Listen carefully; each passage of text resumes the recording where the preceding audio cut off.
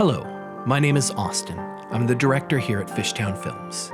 You can see our work here on our channel, or you can check out our feature, Citywide, now streaming on Amazon and Vimeo. I'll put the link in the description down below. Enjoy.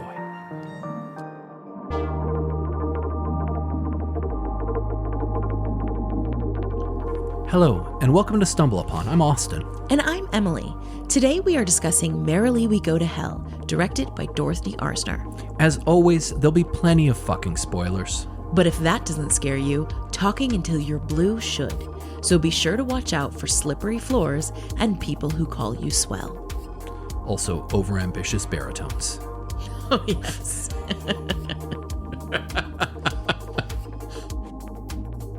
This episode brought to you by Citywide, now streaming on Amazon. Rent or purchase tonight.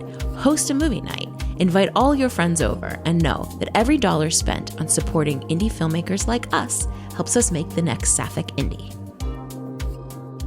All right, so Merrily We Go to Hell. The synopsis that I found was kind of fun reads as this.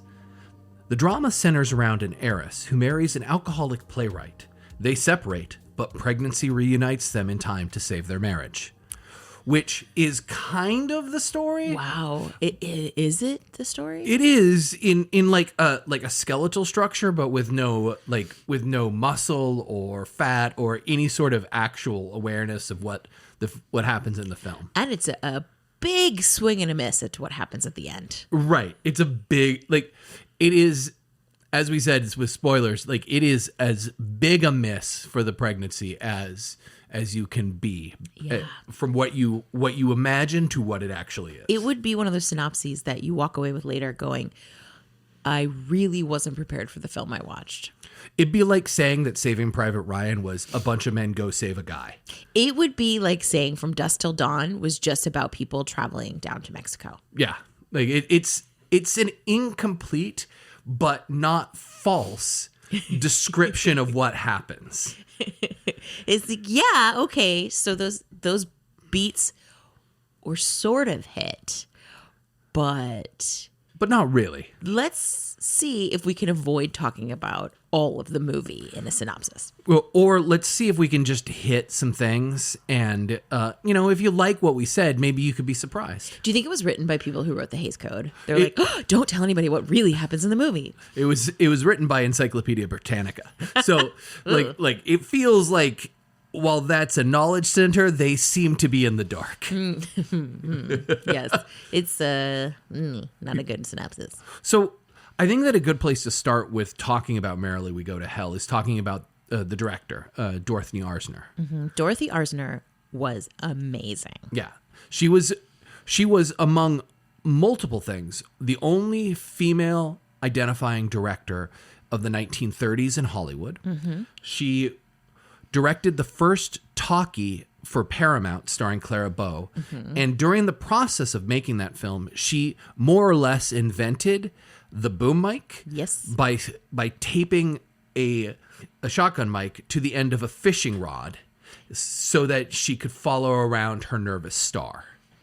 Yeah, Dorothy Arzner was an incredible filmmaker and a queer filmmaker, which is really exciting to know that she was telling stories from perspectives that have really been silenced since her work. And I read that one of the main reasons she quit, or one of the theories as to why she quit filmmaking in the 40s, was because the Hays Code was silencing her far too much from being able to share really the perspectives that she came to the table with, mm-hmm. which were honest portrayals and really genuine perspectives from women and from queer folks. Mm-hmm. She really was one of the interesting filmmakers who you look at her filmography and what you see is that she discovered some of the great actors. From Katharine Hepburn, Clara Bow, she worked with Mary Pickford. Rosalind Russell. She was the one who figured out that Lucille Ball was going to be huge. She made 4 films with Frederick March, who is one of the stars of Merrily We Go to Hell. Yeah, she was really amazing at not just spotting talent, but also showcasing fabulous perspectives in cinema. And I think it's also interesting or worth pointing out that while she was queer leaning and she dressed like exceptionally against standards of what women were supposed to be dressing at androgynous, if you will. Like she dressed how she fucking wanted to, and she didn't give a shit. The thing that populates the films of hers that we have seen is not incredible representation of queerness. It is an incredible representation of women's friendships with each other. She oftentimes put women friendships ahead of the stereotypical love interest relationship. She would push those relationships to the side because she found it a little bit more interesting to have these relationships between women highlighted and show how women communicate, both good and bad. That it wasn't just, well, women, girl power, like all sorts of like blah, blah, blah. It was, no, they have multifaceted relationships that aren't your stock characters that we've been using all this time. Yes, she definitely thought the heteronormative marriage was not the beginning and end of a story, nor was it frankly that interesting to her. I think she used her cinema to present an opportunity for women to want other things than falling in love and getting married. And that's a real highlighted point in Merrily We Go to Hell. It isn't the point of the film, I think, but it is one of the things that is in this incredible like cauldron, this incredible mosaic of a film that has all these thoughts and all these ideas that are going around in it, trying to figure out. And one of them is how to figure out how to live in a modern world, in a modern way, a way that both fulfills your life, but also allows the people that you're with to live their lives as fully as they want. And while, as we get into the film, there are some definite pitfalls that occur to these characters, and then another thing that this film does really interestingly is deal with addiction and how that could undermine and does undermine your ability to be happy or your ability to fulfill the things that you actually want to fulfill or achieve in your life. It is all this sort of wonderful, as I said, mosaic of ideas that she really delves into and gives an honest and open conversation to. Yeah, it must have been really refreshing to see this movie when it came out in 1932 and see a portrayal of alcoholism in an honest and not fun way. Right. It is often portrayed in cinema as this fun, quirky, like, ooh, drinking. Like The Thin Man. The Thin Man is a perfect example of who we wish we all could be when we're drunk. Yeah. But yeah, absolutely. This film, it's sad and hard, but also Frederick March does such a good job portraying his alcoholism with like charm and humor and joy that you understand why she falls in love with him, even though she sees that he has this problem. Yeah. And you can, I just enjoyed the fact that we're willing to shine a light on this subject without either making it so dramatic, although he does go on to play the lead in A Star is Born, which I imagine is a much sadder performance than this. I haven't seen it yet, so we have to go definitely watch it. But this portrayal of his alcoholic persona has such a light foot, like a light kind of hop to it that is intoxicating. I like that description because I think that what the film is interested in doing compared to what even contemporary films, something like Leaving Las Vegas once did, or even the new Star is Born has done, or say something like Requiem for a Dream, which does addiction really hard.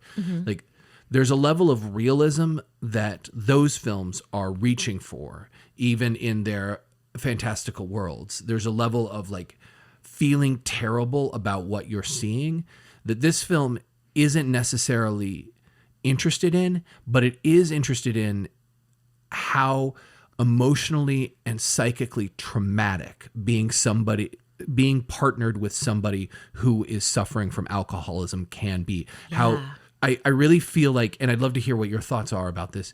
I really feel like one of the things that the film takes issue with or is questioning is, what does somebody have? Why do we have so much faith in our partner when we're married? Like, why do you stand by somebody when they're doing terrible things? Why have we bought into this idea that, well, they're having this trouble, I have to be there for them? It causes our main character, Joan or Joni, endless grief. It probably costs her her life in the end, sticking with a man who is so terribly addicted and unwilling to see her pain. Yeah. It's a tough one. It's a really interesting exploration, this film, of marriage. Your question of why does she stick with him in this moment? And she says it because she loves him. And you're willing to overlook a lot of things when you deeply love a person. And I think that's what Dorothy Arzner is critiquing, is the idea of the expectation of love, the expectation of the happy ending, the idea that marriage is the end of the film as opposed to the beginning of it. And it's a pretty harsh critique of heteronormative marriage. Yeah. She's asking you to think outside the box in a lot of ways, not just because we're saying, hey, this marriage didn't work great, or being married to a person with an addiction is going to be really tough. But also, I mean, she's saying this, she's a modern woman. Joan, who's played by Sylvia Sidney, fucking crushes this part. Is phenomenal. We should talk all about her. We will talk about her. But just to say at the start, she says, I'm a modern wife, which gives me modern privileges. If she's like, if you're going to go off and sleep with your ex-girlfriend, if you're going to go off and party all night, then I'm going to go off and do the same, and I'm going to have fun. Yeah, I'm no jailer. No, she opens the door and says, make your own damn choices. She is a modern woman. This kind of relationship is still not showcased much in cinema today. The idea of having an open marriage, the idea of having polyamorous relationships. And I don't think that Arzner and the film are interested in criticizing the idea of open marriages. Not at all. I think what they're interested in critiquing is the fact or the idea of, and this is why I brought up faith, like faith in your partner, like how far are you willing to go to give your partner all the leeway they need or they're asking for before it hurts you? And his alcoholism is the thing that's hurting, not the fact that they have opened their relationship. Absolutely. Absolutely. And I also think that it's interesting. You put it up, like you just said it, where the film doesn't end with the marriage. If you think about the kind of structure of the film opens with a scene where Jerry, who is played by Frederick March, and Joni meet. And he's drunk off his fucking ass. And the scene ends with him looking at her, him not being able to recognize her because his vision is so fucked from drinking, and then she leaves smiling, kind of hurt, but smiling. And then the relationship progresses. And you could almost argue that the entire film is captured in that first scene. Like all the disappointment, all the heartbreak that's coming is all shown to us, so that we are then repeated on this action kind of endlessly, but not repetitively and not brutally. But the structure of the film, as I meant to say or meant to get to, is the first act ends with a marriage. The second act ends with the opening of a relationship. And the third act ends with one of the best line readings for the end of a film that I could possibly imagine. Yeah, I agree with you. And it's like the arc of the film in that regards is so fascinating, because Shakespeare was always, marriage is at the end of a comedy. This is like, the marriage is at the end of this comedy. Now we're going to go through what it's actually like for them to be married. Then it becomes a tragedy. And then it becomes a tragedy. And then it becomes something slightly different, because she's like, go fucking make your choices. Go out that door, go to your ex-girlfriend, the star of the show that you've written, and I'll do the same. I will find something. And it's just a fascinating structure choice for what the type of film that you expect is. Absolutely. So I think that the next thing that I really want to talk about with the film, and I think is something that I wasn't expecting, was how much of a fucking star Sylvia Sidney is. She's amazing. Because I remember seeing her in an old Hitchcock film, but not really paying attention. It wasn't something that really caught my eye. And this is kind of an eye-opening performance to me, because she's fucking amazing in this. Her last line read is unbelievable, but she steals every scene from everybody. She does. You were commenting to me yesterday about how you didn't even realize that it was Cary Grant that she was standing next to and talking to, because your eyes were on her. Yeah. I said, it's hard to realize that Cary Grant is in the scene with her, because normally he steals every scene Mm-hmm. and he's electric and he's magnificent. And this is one of his first films. Again, another person Dorothy Arzner found. This is one, I think it might even be his first film. He's wonderful in it. He's always wonderful. Like, you can hear his voice and you know he's there. Yeah, he's got 2 scenes, I think. Yeah, just the 2. And they're quick and short, but even in those moments when we're super tight on his face and her face, you're still just looking at her. And that's unbelievable because she's not big in her performance. She's not bouncing off the walls, sort of the way Cary Grant does. She's not hopping along like Frederick March. She's just really quiet.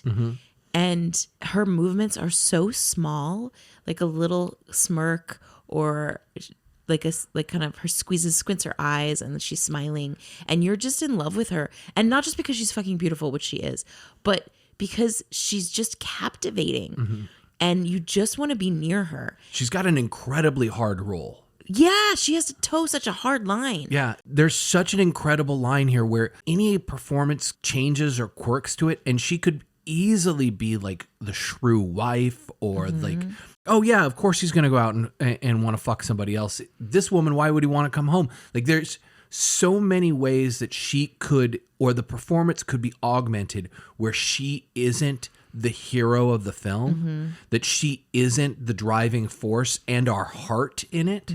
There's something really incredible about what Dorothy Arzner and Sylvia Sidney do together to make this performance hold this film together. Well, it's what you just said it when you said she could have been the shrill wife. She could have been annoying. We could have hated her, blah, blah, blah.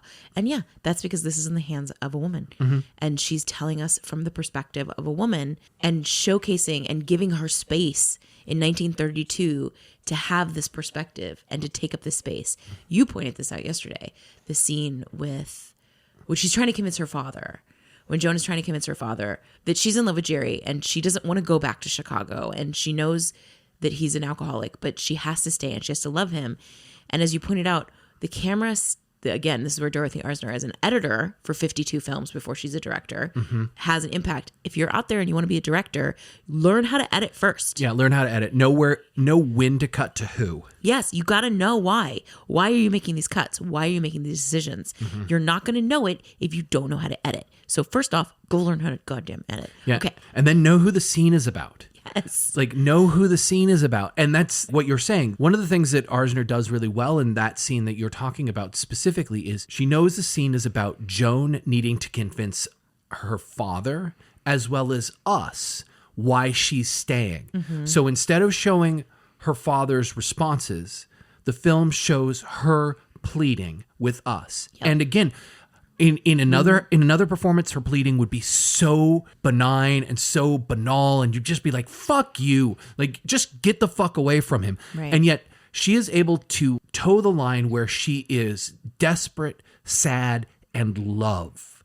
There's so much fucking love that she gives off towards Jerry throughout the film that doesn't feel like it's something that is naive necessarily. It doesn't feel like it's something that is a problem. It feels like it's honest and that she's willing to go down with the ship if he fucking shows up. And she's just asking for that fucking thing, which is another thing that I want to talk about, but we can continue on this. Well, it's interesting bringing that up because yes, she is convincing us. Dorothy Arzner does an amazing job by just having the camera focus on Sylvia Sidney, like allowing Sylvia to perform this piece, letting it just be that whole shot, just focused on her, a single take, while she gets to perform this really important monologue, which she crushes.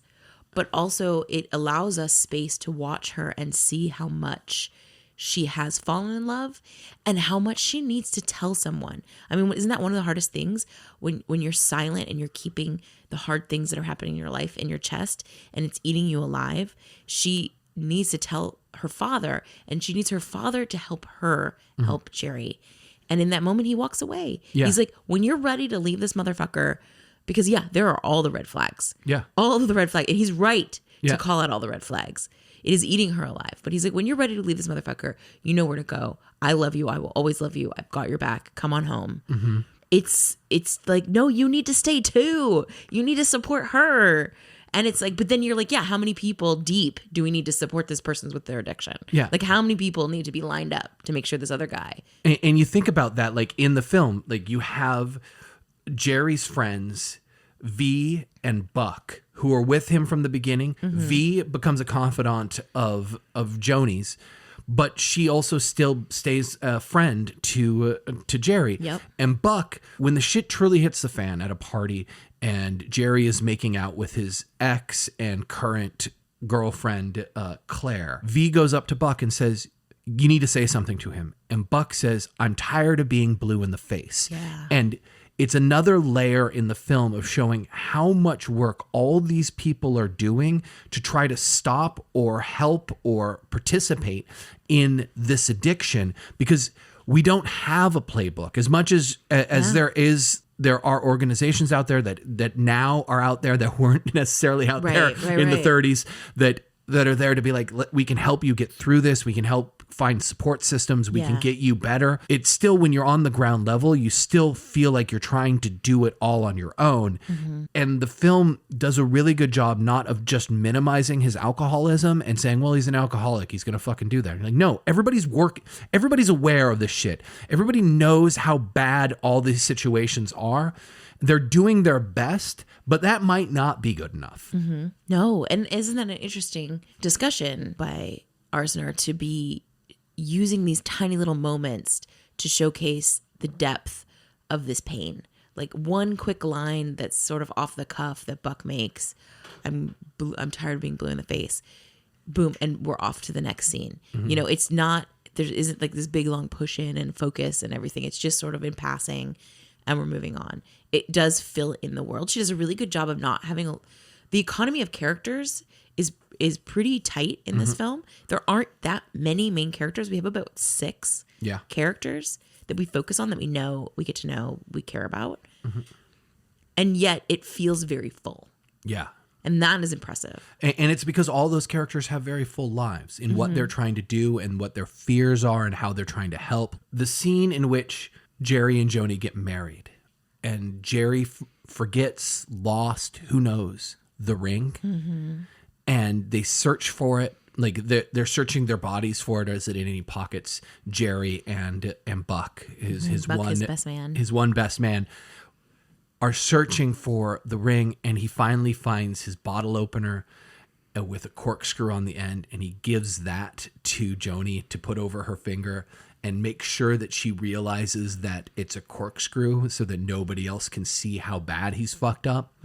But that scene and how all of those 3 characters who are in the know of what's happening, Buck, Joni, and Jerry, how much life is shown in their reactions to everything, how many secrets they have about the situation, what they're processing, gives the rest of the room, which is full of people, life. It gives them stakes, it gives them fears, it gives... At the end of the scene, Joni's like, what happened with the ring? He's like, I lost it, I can't believe it. And they're laughing. But again, that laugh is tinged with so much sadness and so much weariness of what the fuck is going to come.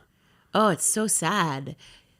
You made sure you had a corkscrew, but you didn't have your wedding band. Yeah, you could open a bottle of beer or whiskey or wine, but you couldn't find the ring. Yeah. Oh, heartbreaking. Yeah, it's a devastating thought to like think about being married on the dais there, standing with everybody saying I do, and only being able to produce a corkscrew. Oh man, and you already missed the damn announcement party, the engagement party. Because you were too drunk, you passed out in the cab on the way. Yeah, think about that, the engagement scene just alone. There were so many people at the party. This beautiful mansion. You know, we've already established she's very wealthy. So many people are there. She's dancing with all these people and looking around being like, where the hell is my fiance? How do I do this? And exactly with what you're saying, it's so obvious how much shame she has when she finds out that he's passed out in a cab because Buck comes and gets her and they go to the cab together, that she drives off because she can't go back to the party. It's too embarrassing. We don't need a scene where she gets admonished in front of the party. We don't need a scene where she's made a fool. We don't need to be like... We don't need her father yelling at her about it. Yeah, she doesn't need to be raked over the coals. There's enough already in that little sketching of She's dancing with her old boyfriend at her engagement party to another man. She has to go out to see her fiance who's passed out in a cab, and then she leaves. That's enough. You don't fucking need more. And you know, the work that Dorothy Arzner does with her camera is really lovely. Thinking of that specific scene when she's dancing with her friend who has admitted, like, I would have married you maybe because you were worth trying. And she was like, yeah, you say that now because I'm engaged. Yeah. But the scene happens and he dances her over to a mirror, and we get to see Joan's reflection see her father in the distance. So her father comes down the stairs. You see him in the reflection of the mirror. You see Joan in the mirror looking at her father into the mirror, and they have acknowledgement with each other. And then she goes over to find out from him, has he heard from Jerry?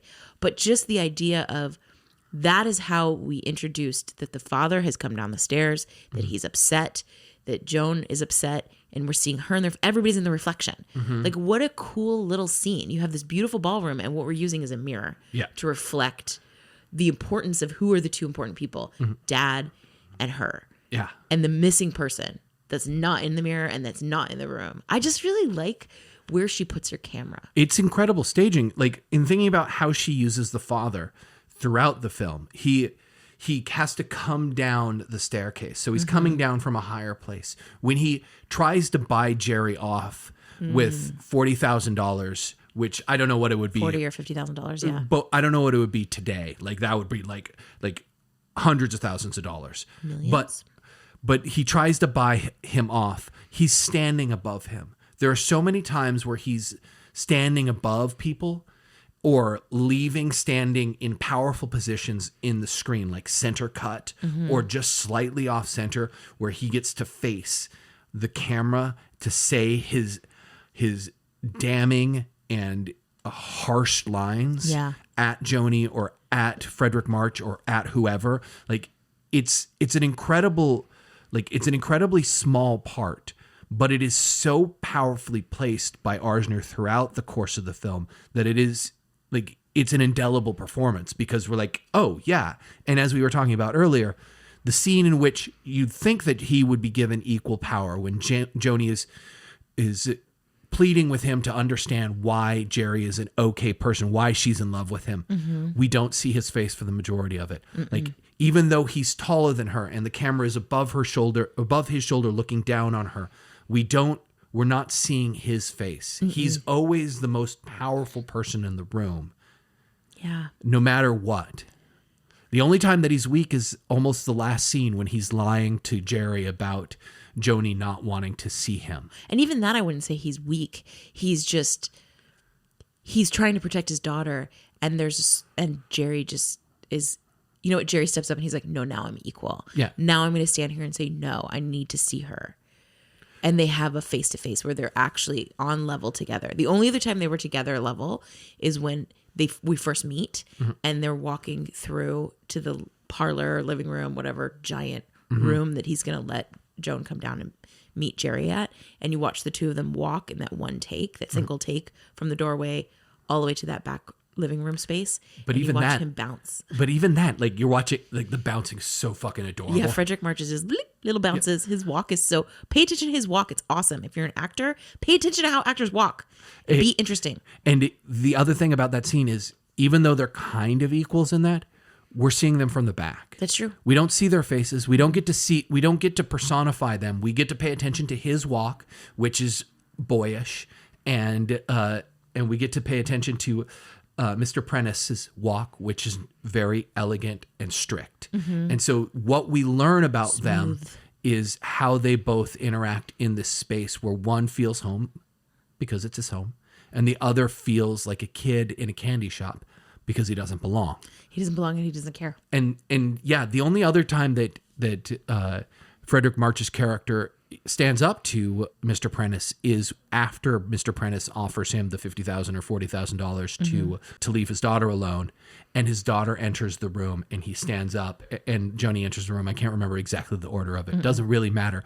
The point is, he stands up for his love for Joni, and this gets into my next little thing that I wanted to talk about, which is he doesn't say love. He doesn't say I love you until the very end of the film. He says, I think you're swell.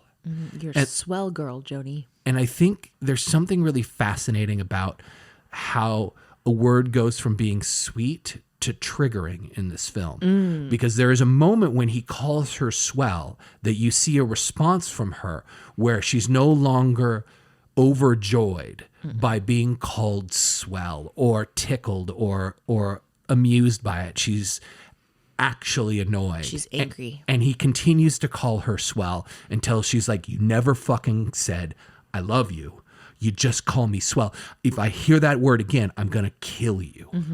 Yeah. And it's within all these little arcs of the film, all these different things, to have this little particular word choice arc. He's going to say this one thing, and he's going to say it over. He's going to say it over, and then she's going to change. And we get to see her change in front of us. And the word changes its meaning because, as we always say from my favorite film, Clouds of Sils Maria, the text is an object. It changes perspective depending on where you're standing. Yeah. And so Joan's perspective changes over the course of the film from being delighted by being called swell to realizing that it was never going to evolve beyond that, no matter how much she loved him, no matter how much she tolerated, no matter how much she put up with.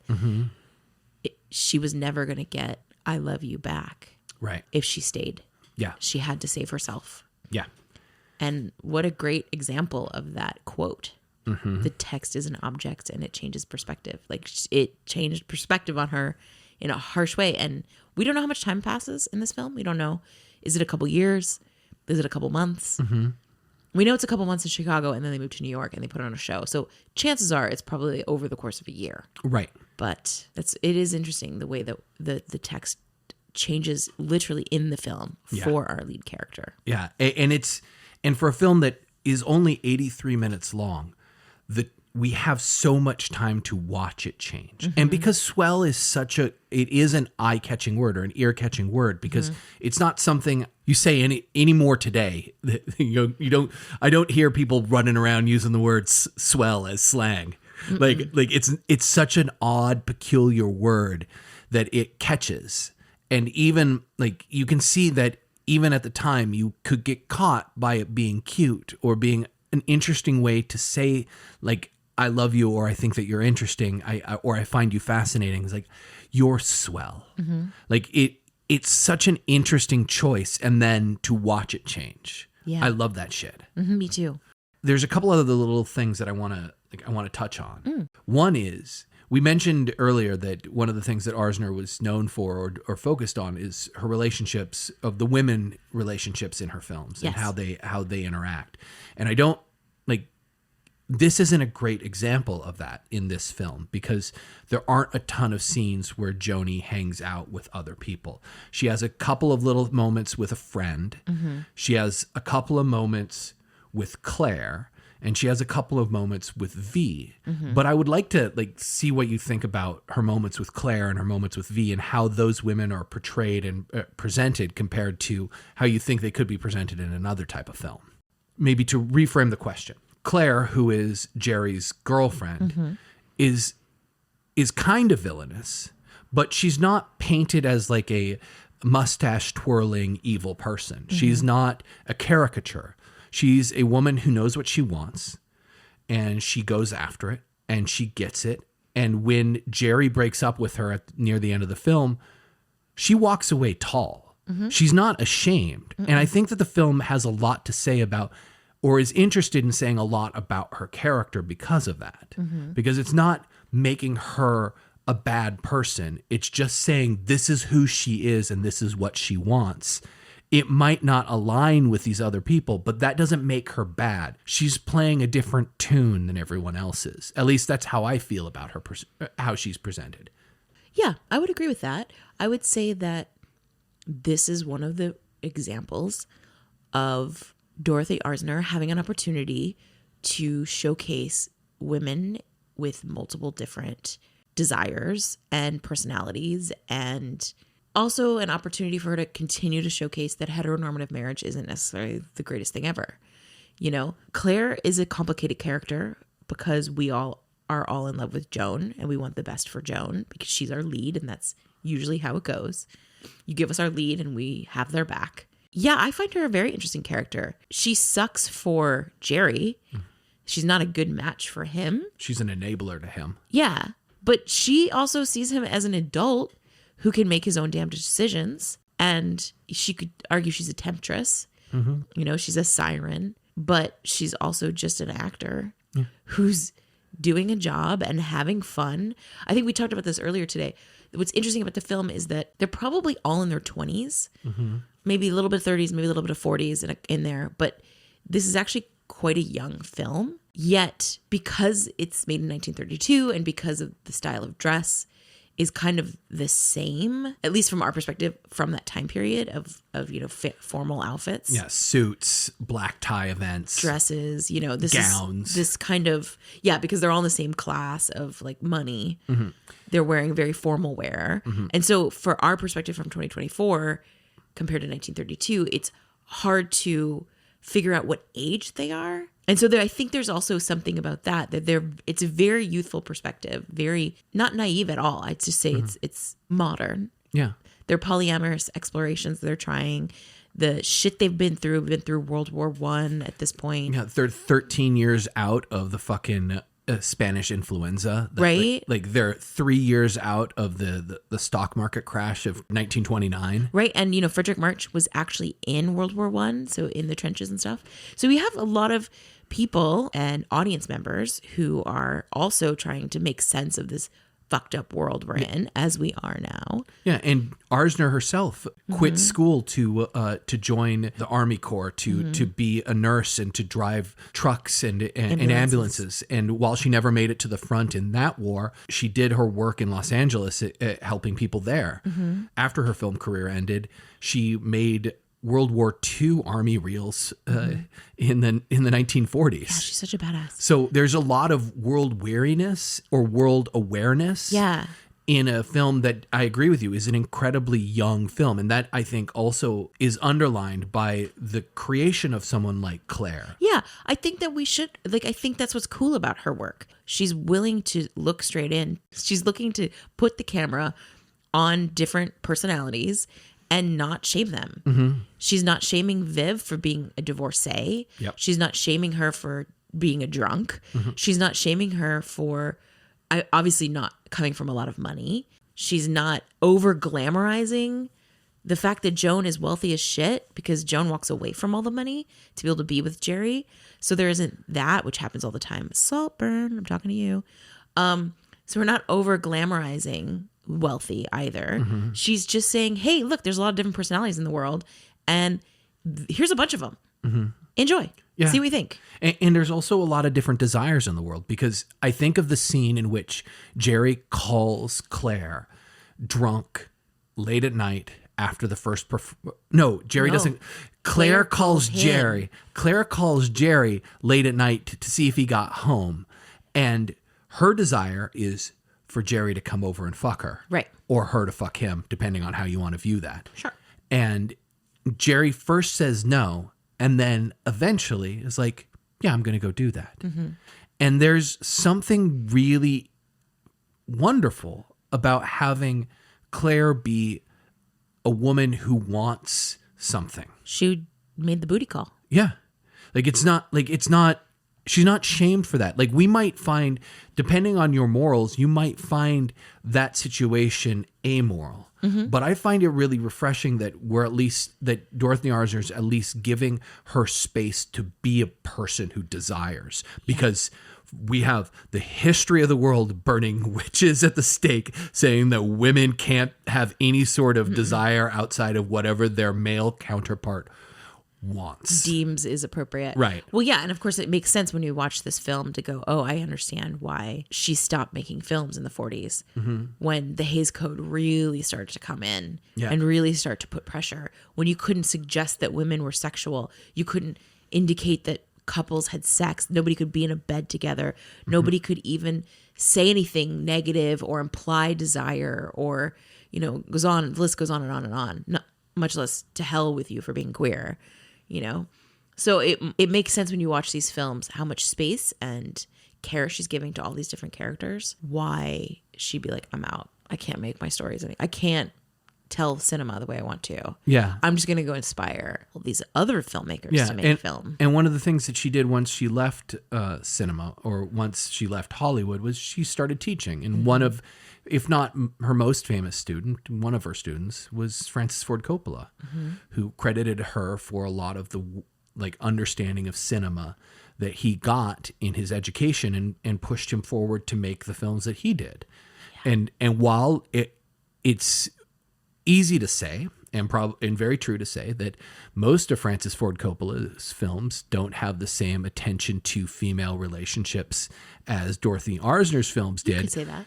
You could still make a good argument that he probably learned quite a lot from her filmmaking techniques. And you can see how she moves the camera in a time in which the cameras were hundreds of pounds, and how she moves the camera regardless of that encumberment to make shots like you're talking about, moving the camera across to show the mirror and Joni and her dad in it. Like she makes very specific choices so that our eye is constantly being refocused to the most important thing in the scene, so that the edit is very clear. Yeah. And this brings me to the last kind of thing that I want to talk about for the film, I think, which is the cigarette scene. Oh, I love the cigarette scene. And how simple.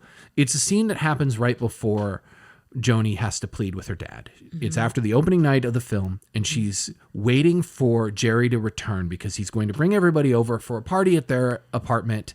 She has her dad there. They have their help there who is ready to serve everybody once they show up. And she lights a cigarette 3 times in the scene and always has to put it out because she's waiting or something comes up. But the first time that she lights a cigarette and she puts it out, the camera does a wonderful thing that I love in old Hollywood, where you light the cigarette and she puts it out and the camera dips down, pans down to look at the cigarette, and then it crossfades. And the crossfade is so perfect because her new cigarette, is in the center of the frame, exactly where the old cigarette was put out, while she's standing next to the radio. And so you are immediately cued in to her next cigarette. That time has gone by, and that because they play this little joke or this little kind of game of like showing her light the cigarette 3 times, we get real quick awareness of what we should be paying attention to, which is this. Yeah. Like this futile effort to actually achieve anything. She never gets more than 1 puff on her cigarette. No. Every time she lights it, puts it out, lights it, puts it out, lights it, puts it out. Rule of thirds. She does it 3 times. And it is a really nice use of time. It is a really nice repetition. But yeah, her camera work is just wonderful. It's very active for, as you said, a camera that weighs 100 pounds or more, is big, is difficult to focus. You know, you have all these people that have to operate it to make it happen. It feels light on her feet. She feels like her camera work is super light on her feet and active. She was really revolutionary in her work. Yeah. She was leading the pack in what she was doing. And of course, people did not want to talk about her for many, many years. It wasn't really until the 70s where feminist film historians really started to pull her work out. And because of that, a lot of her work is still really, really hard to find. Like it is a difficult process to get your hands on the work that she has. And so anybody who's restoring it or putting it on a streaming channel is kind of a godsend at this point, because we don't have a lot of access to her, which is incredibly sad. And one other thing about her camera work that I think is really fascinating about this film, and when you watch it, pay attention to how well lit it is and how she gets dark in scenes that are dark. The lighting on the set and the lighting in the scenes does a really nice job reflecting the people's emotions in the scenes. When Joni finally decides to open the marriage, or finally decides that she's had enough with Jerry's kind of drinking, the scene matches darkness. She turns out the lights in the room where she was going to have a party that no one shows up. She turns them off personally, and then we cut to Jerry awake on a bed, only lit by a lamp. And they're both illuminated, but in the dark. And there are multiple times where the film will bring its lighting scheme to the emotional resonance of the film or of the scene of the film. Like the last scene of the film where Joni is laying in a hospital bed, possibly dying. Yeah. And Jerry rushes to her side to tell her that he loves her and that he's there. And she wakes up with such an amazing look in her face. Mm-hmm. It is, again, she is so good in this film. Yeah. And this look that she gives off in this dark room, almost like a Caravaggio painting of light in black and white. It's so noir tinged. It's so dark, so heavy. And yet she fucking shines as she says her last line, which I will not ruin. And you just need to see the film and hear her say 2 words in different ways. See, and I actually will ruin that because we always ruin things. Okay. So deal with it. I would say what I love about that is that the line reading is so extraordinary. It is such an extraordinary line reading. It makes me cry every time we see it because who is she calling out for? It's 2 different people, I think. I think so too. And is she calling him her baby? Is she calling for her baby? What is she calling for? Mm-hmm. And it's awesome. It's an amazing performance. And since we've ruined it, the line reading is my baby, my baby. And the first time she looks out and the second time she says it, she touches Jerry's face and looks at him. And I think that there's one other really interesting thing that she says in there, which opens up a whole nother can of worms that other people can debate if you don't want to debate with me. She says, my baby, not our baby. I know. And she says, my baby. She was in an open relationship. We have no idea how long she was in an open relationship. Right. We have no idea what types of partners she was involved in during the time that her relationship was open. We have no idea. And the film is not interested in any way in making it feel like some sort of Catholic guilt that she deserved this or anything. She is sad. She is given space. And she says, my baby. Yeah. Is she talking about him? Is she talking about her child that just died? Is she talking about both of them? Mm-hmm.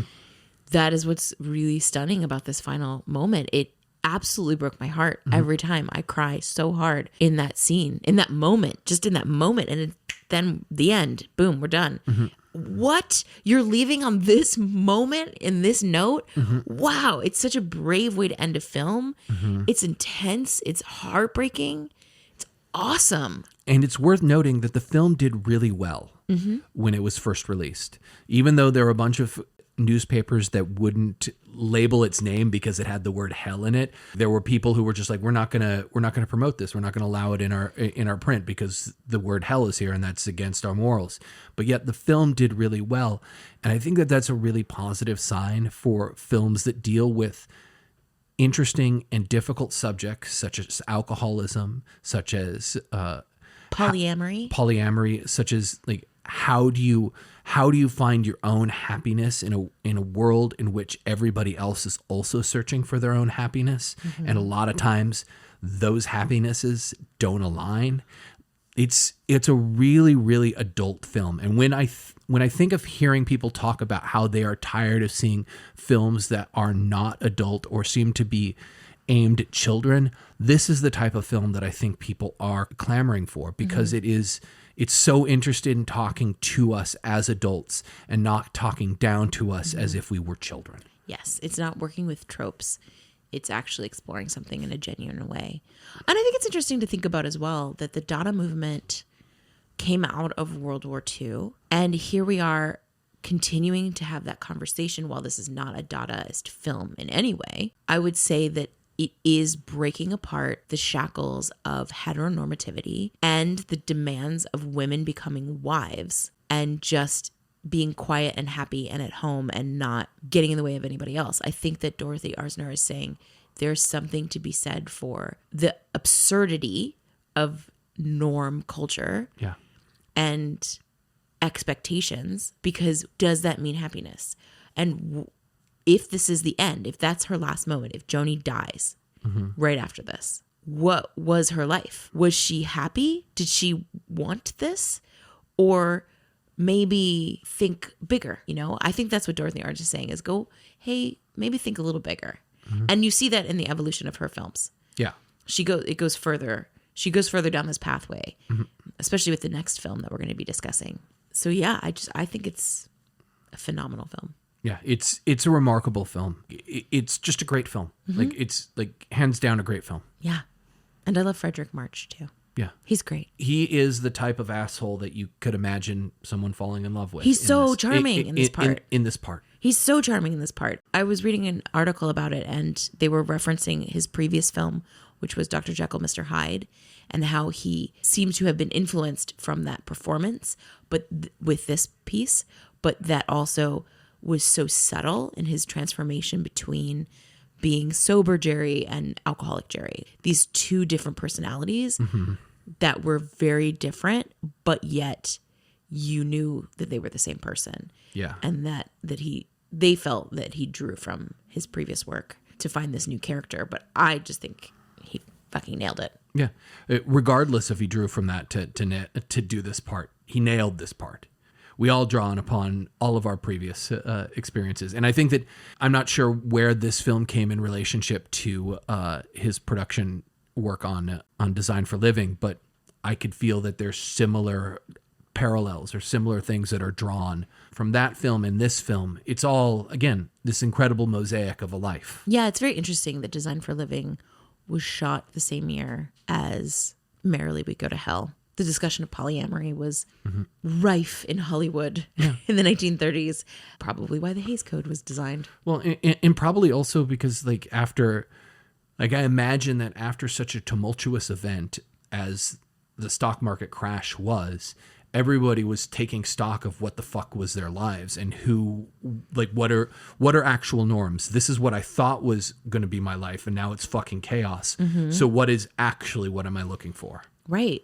In tumultuous times, we're allowed to, it seems, give ourselves space to figure out what the fuck do we actually believe in here? What do we actually need? What is true to me? Yeah.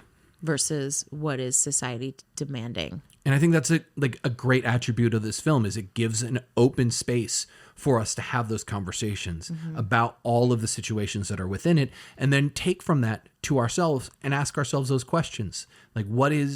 What do we want from our lives? Are we following the right path right now? Is it the thing that we actually want, or is that just what we've been told and what we've blindly accepted? And when can we just reevaluate, take stock, reevaluate, and then go for what you want? Go for what's true to you and what is good for your soul. Yeah. Merrily We Go to Hell. What a fucking film. Yeah. It was really fun and sad and tough and amazing. Yeah. Really fun and sad and tough and amazing. It's all those fucking things. Yeah. There's a lot to chew on. Yeah. So I enjoyed it. Yeah. Austin, is there something you want to recommend to stumble upon next? Yeah, I would like to recommend the film Torment by Claude Chabrol. It's a 1994 film of his. It's about a husband and wife who seem to be perfect in every single way, except for the husband gets incredibly jealous of the wife for just being pretty and just being herself. I kind of like the film because it highlights an attribute of men's jealousy that is their fault and never shading it in a way that makes it feel like we should feel any sort of empathy towards him. Emily, is there any film or piece of art you'd like us to stumble upon? Yes, I would like to recommend Design for Living, directed by Ernst Lubitsch. If you enjoyed this film, Merrily We Go to Hell, then you will really enjoy Design for Living. It's a super fun, queer-leaning, polyamorous exploration of unconventional love. And it stars Frederick March. So that's fun too, because you get to see him again. It is a really wonderful film. It is really silly. It is lighthearted. It has real, genuine heart. And you get to play around in another film that's queer and polyamorous, which is fun. It's a more fun version of that than this film was. So I would definitely recommend Design for Living. If you can get your hands on it, you'll really enjoy it. Thank you again, always, for listening and supporting the podcast. Yes, thank you for joining us today as we discuss this amazing film. Our next film will be Dance Girl Dance, also by Dorothy Arzner. We just really want to explore more of her work. Starring Lucille Ball in an early role. Yes, she's so young in this film. Yeah, along with Maureen O'Hare. Very young Maureen O'Hare. This is another film where you really get to dig into the lives of women and explore it in a way that gets cut off once the Hays Code comes in. Yeah. The Hays Code was in by the time that Dance Girl Dance happened. Yes, but the Hays Code wasn't forced to be enacted until like the 40s. Okay. So fuck me. no, it's good to bring this up. So the Hays Code was enacted in the mid 30s. Yeah, I think it was in 32 or 33. But it wasn't enforced until the 40s. Okay. Which is why Dorothy Arzner, this speculated why Dorothy Arzner stepped down from filmmaking, was because the first 10 years it was sort of like, yeah, we know, but we don't care. Mm-hmm. And then it became a thing where, well, we can't get away with it anymore. Yeah, there's so many stories of why she stepped away. Like others are like she started getting ill a bunch and that for her health she had to step away as well. So there's no clear story. Like she didn't leave a testament to why she ever left. Like there's speculation and innuendo. She was an openly queer woman in Hollywood. It could not have been easy. Yeah, she was in a relationship for a long time with a woman who choreographed a bunch of the dancers in Dance Girl Dance. Yeah, she was a choreographer. And it sucks that Hollywood's still sort of like, lady directors, me. So. Actual quote. It's true. Yeah. And so, thank you so much for joining us today. As always, you can find us on Instagram or TikTok or YouTube at Fishtown Films. We will be posting on our stories the next film we're going to watch. We would love to hear from you if you want to chat with us about what you thought of this film, what you thought of past episodes we've discussed. If you have any recommendations you would like us to cover, slide into our DMs and let us know what you think. We really look forward to hearing from you. And don't forget to check out Citywide on Amazon Prime or on Vimeo. You can find it at citywidemovie.com. We are absolutely over the moon if you have an opportunity to rent or purchase Citywide. Invite your friends over, host a movie night. It would mean the world to us to support the art we make while we entertain you discussing the art other people make. So thank you so much for being here today, and we'll see you next time. Take care. Bye.